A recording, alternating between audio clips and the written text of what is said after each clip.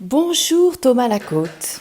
Je vous présente donc Thomas Lacôte aujourd'hui, qui est compositeur, professeur d'analyse au Conservatoire supérieur national de Paris et titulaire de l'orgue de l'Église de la Trinité à Paris.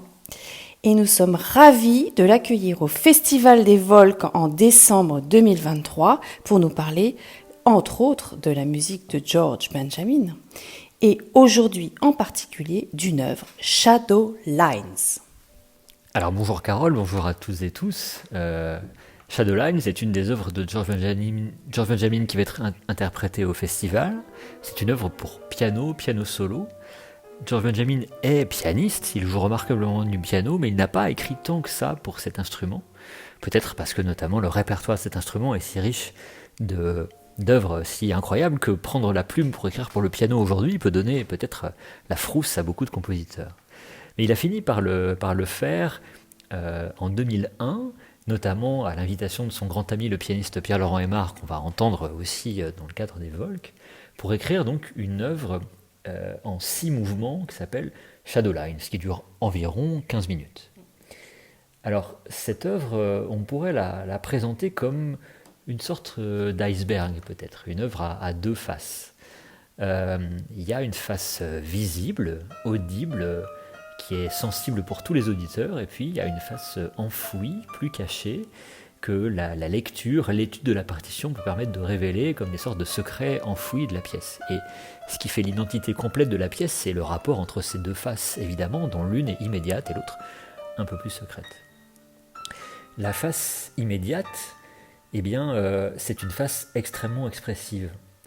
Et George Benjamin le rattache à cette tradition du prélude, comme les préludes de Chopin ou les préludes de Debussy, qui chacune sont des sortes de petites études de caractère où parfois en 1 minute, en 2 minutes, un compositeur peut brosser un paysage particulier. Et bien chacune de ces petites pièces, de ces 6 pièces, va brosser en effet un paysage expressif très particulier. Certaines de ces pièces d'ailleurs paraissent quasiment improvisées. On a l'impression que le piano et le pianiste semble flotter, faire sonner son piano sans forcément savoir exactement où il va. Évidemment, c'est une illusion, tout est très écrit. Et puis il y a aussi, au fur et à mesure de ce parcours, un parcours narratif, même s'il n'a pas de mots, qui est très facile à saisir. Spécialement, c'est un autre aspect de cette phase visible, parce que les pièces n'ont pas du tout la même durée. C'est pas une collection de 6 pièces qui se ressemblent un peu l'une à la suite de l'autre, chacune durait 2 minutes, et puis on enchaîne ça comme des tranches. Pas du tout. C'est une chose que George Benjamin fait souvent dans les œuvres en plusieurs mouvements. Il choisit volontairement d'avoir des disproportions énormes dans la taille des mouvements. Donc, par exemple, le premier mouvement est extrêmement bref dans Shadow Lines. Le troisième aussi va être vraiment une sorte de pièce totalement miniature. Et la cinquième, au contraire, est extrêmement étendue. Et la cinquième pièce fait à peu près la même durée que toutes les autres réunies. Donc c'est vraiment un plan très très singulier pour ça et qui participe à l'idée de donner une identité très singulière à la pièce. Et cette cinquième pièce, c'est aussi du point de vue expressif la plus âpre. C'est un peu la face noire et violente de la musique de George Benjamin, qui est par ailleurs un personnage délicieux, qui peut exprimer aussi une grande luminosité dans ses œuvres, un grand calme. Il aime particulièrement, il emploie dans la 6e pièce le terme spacious, spacieux, pour désigner des grandes plages musicales très étales, mais il y a aussi, comme dans ses opéras, des moments extrêmement intenses qui font appel aux passions humaines les plus violentes. Et cette 5e pièce est une sorte de reflet de ce qui pourrait être dans les opéras qu'il n'a pas encore écrit à l'époque, mais qu'il est en train de préparer probablement quand il écrit des pièces comme celle-là, eh bien les passages les plus directement riches en émotions extrêmement passionnées, où le piano va sonner aussi dans une sorte de noirceur digne d'un film. Est-ce que c'est un film à suspense ou un film d'épouvante? Je ne sais pas, mais un peu tout ça à la fois. Donc ces oppositions de caractère entre les pièces rendent ces 6 pièces et tout ce quart d'heure de musique extrêmement riches en surprises, en émotions diversifiées, et j'allais dire, c'est peut-être une des œuvres de George Benjamin les plus immédiatement accessibles à tout auditeur, de ce point de vue-là. Qu'en est-il de la face un peu plus cachée? Eh bien la face cachée, c'est celle qui va permettre de comprendre que cette musique qui semble couler d'elle-même, comme une sorte d'expression très naturelle et parfois quasiment improvisée, est en fait extrêmement ouvragée. George Benjamin peut avoir cette double face aussi, de construire, là encore, par exemple dans ses opéras, une musique qui est directement expressive et qui va toucher au cœur des émotions, mais qui est aussi un artisan. Un artisan de musique qui sait que pour émouvoir, il faut parfois savamment construire et préparer ce qui va ensuite être d'un effet immédiat. Et donc dans ces pièces pour piano, George Benjamin s'est donné aussi comme consigne, comme point de départ de son artisanat, des règles extrêmement strictes. Comme un architecte pourrait faire usage de ses connaissances de la résistance des matériaux, des lois des proportions, du nombre d'or, je ne sais quoi encore, pour construire des merveilles architecturales. Là, il y a de ça aussi. Les règles strictes qu'il se donne, en fait, c'est une chose assez bien connue, même des non-musiciens, c'est les règles du canon. Donc on connaît peut-être Frère Jacques ou d'autres chansons qui fonctionnent en canon. L'origine du terme canon, en latin, ça veut dire règle. La règle de Frère Jacques, elle est très simple. Ça veut dire, au bout d'un certain temps, une deuxième voix chante la même chose que la première, et puis encore une troisième, et ça se superpose. On peut fabriquer des règles de canon bien plus compliquées, et ce qui a passionné George Benjamin, c'est de fabriquer des règles de canon un peu cryptées. Il y a chez lui probablement un goût comme ça du secret enfoui dans les œuvres, qui ne doit pas s'entendre évidemment, mais où finalement on découvre que derrière la merveilleuse architecture expressive, il y a une sorte d'échafaudage qui lui permet d'inventer et de donner libre cours à cette expression. Par exemple, la troisième pièce est la pièce la plus évidente en canon. Mais là, le canon est assez spécial aussi. C'est une pièce uniquement à deux voix, un canon à deux voix, et la deuxième voix réplique exactement ce que dit la première, juste un peu trop tard, un peu décalé, et puis ce qu'on dit en musique, un demi-ton en dessous, c'est juste là aussi, pas exactement à la même hauteur. Donc ça va donner l'impression d'une sorte de jeu de chat et de la souris entre deux voix qui font presque la même chose l'une après l'autre et qui se superposent et s'entremêlent en permanence.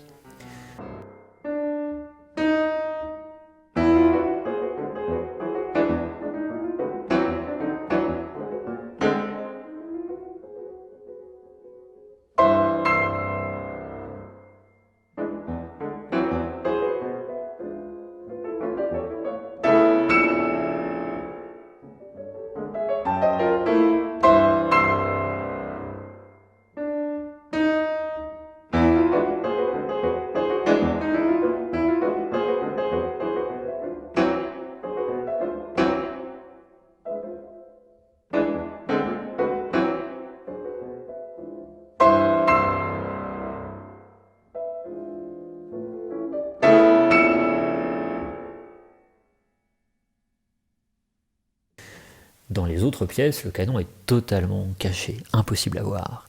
Notamment parce qu'il a adapté des codes qui font que, si par exemple quelqu'un chantait Frère Jacques, eh bien l'autre personne chanterait une mélodie qui semble n'avoir aucun rapport, mais qui est très savamment déduite de manière très stricte de Frère Jacques, en changeant chacune des notes selon des règles très précises.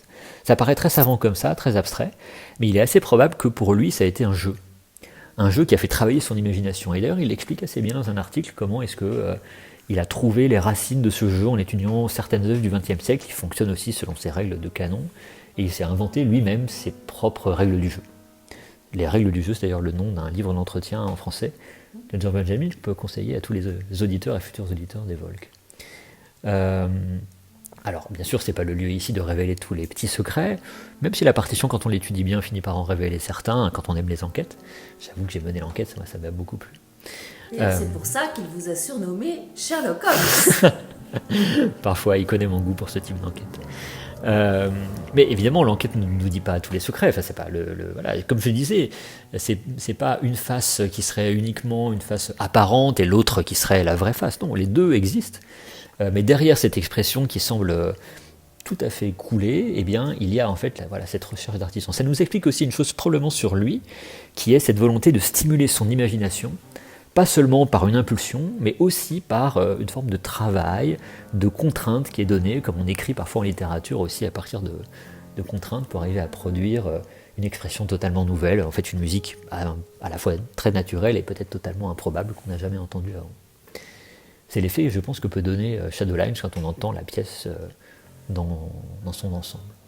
Et spécialement donc dans la cinquième pièce, la plus complexe, la plus longue, celle dont j'ai parlé déjà, eh bien on va aussi avoir une sorte de canon particulier qui permet aussi d'entendre presque comme une sorte de mouvement cyclique en musique, c'est-à-dire où là encore par des circonvolutions techniques très riches, il se débrouille pour que le canon ait aussi un aspect de répétition qui fait qu'on entend tout le temps une sorte de basse très profonde qui va jouer un mouvement répétitif qui semble tourner en rond et donner aussi une structure très claire à cette musique.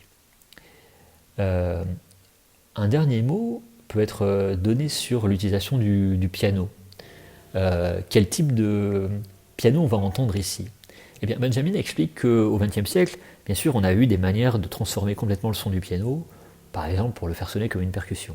C'était des grands aspects de la recherche sur le piano qui permettaient de bien se détacher de l'inspiration d'un Chopin ou d'un Debussy.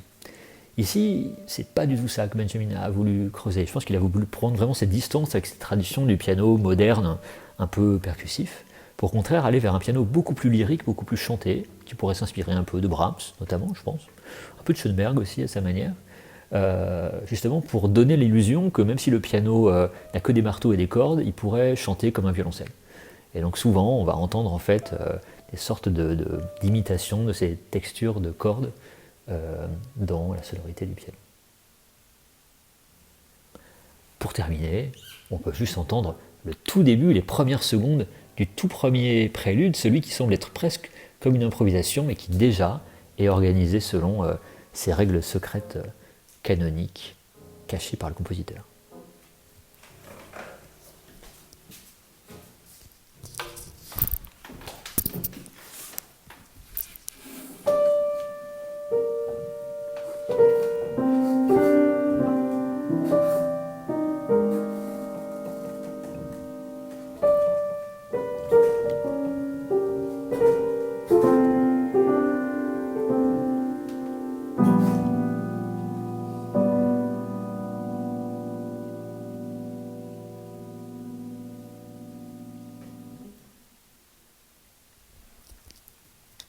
Merci beaucoup Thomas Lacôte. C'était donc un entretien avec Thomas Lacôte sur Shadow Lines pour piano seul de George Benjamin que vous aurez le plaisir d'écouter le 8 décembre au Carré d'Art avec Pierre-Laurent Aymard et aussi Cédric Tiberghien le 9 décembre au Théâtre Liger. Réservez déjà vos places. Bon après-midi.